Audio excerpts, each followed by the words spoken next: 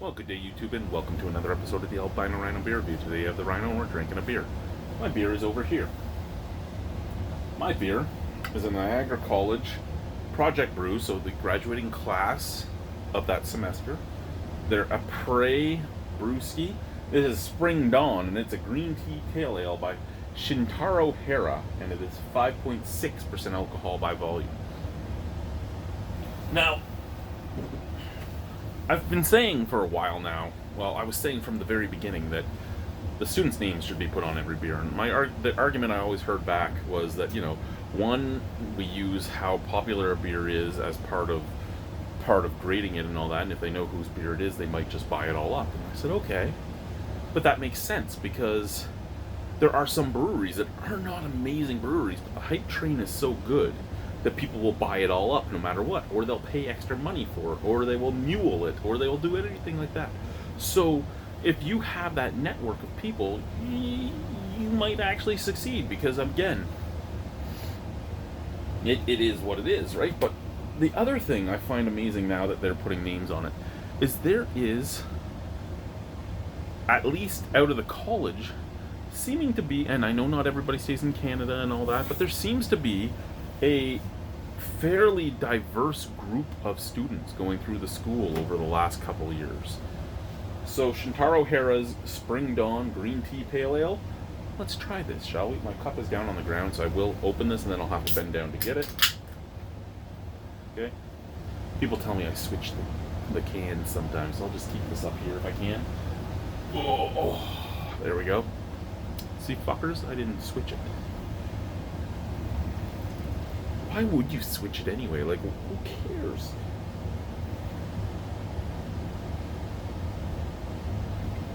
Okay, so I will preface this with, if this tastes like a green tea pale ale, I'm probably not going to like it. But I like trying things. Who knows what I'm going to find? And the reason I say that is I'm not a big green tea fan. Earl Grey would be my tea of choice, or peppermint.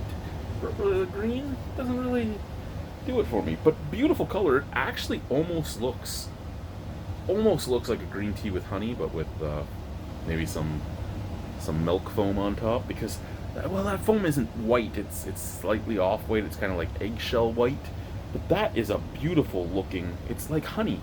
It looks beautiful. That is a beautiful beer. It is slightly hazy, but you can see through it. Scent, we will start with the glass, and then we'll move on to the can. Out of the glass.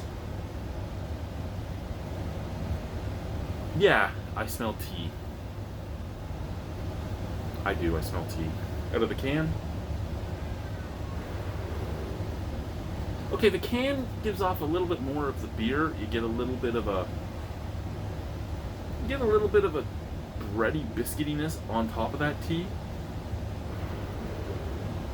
But the tea is apparent in there. But I wouldn't be able to sniff it and go, hey, that's green tea. Just sniff it and I go, that smells like tea leaves.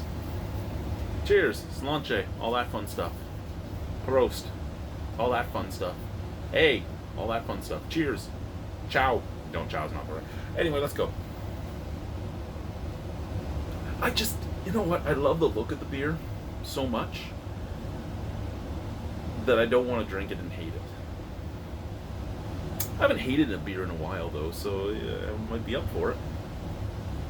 Let's just do it.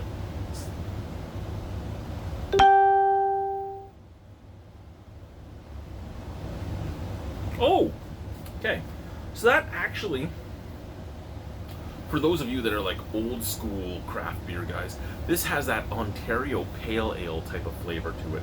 It has like the original Tank House from Mill Street, the Fish IPA, there was a few breweries that actually called their beers OPAs, Opa, but it was Ontario Pale Ale. The Pale Ale that came out from Old Tomorrow, just the Ontario Pale Ale taste, almost kind of like an East Coast Pale Ale. Little piney, little cedary, little earthy, little touch of caramel sweetness up at the forefront. And then there's a little bit of a tea botanical in there.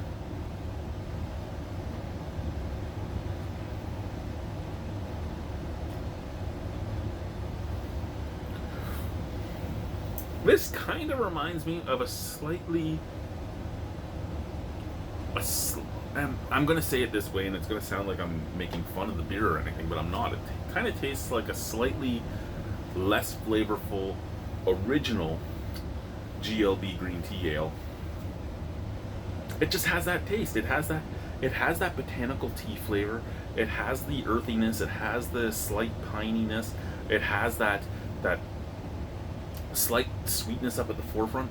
This is a solid, easy drinking beer. You get this thing cold, and I mean it's in the Arctic on top of the air exchanger for outside cold, so it's not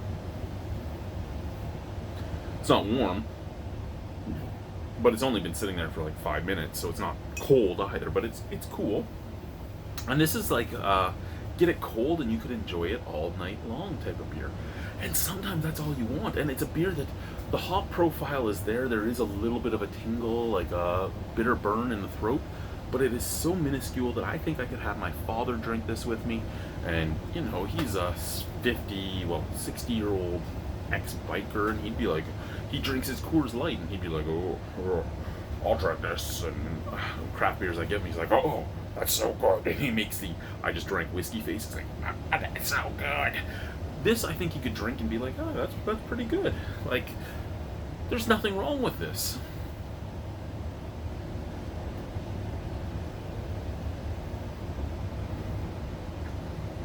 Yeah, that's an easy drinking beer. I know I didn't talk about the mouthfeel or anything this time. I'm on vacation tomorrow. I don't care, right? That's a 7.75 out of 10. I would buy that again. Good work, Shintaro. Shintaro? Is it Shintaro? No, it wasn't it was Shintaro. See, I second guessed myself and had to look. Thank you guys, bye.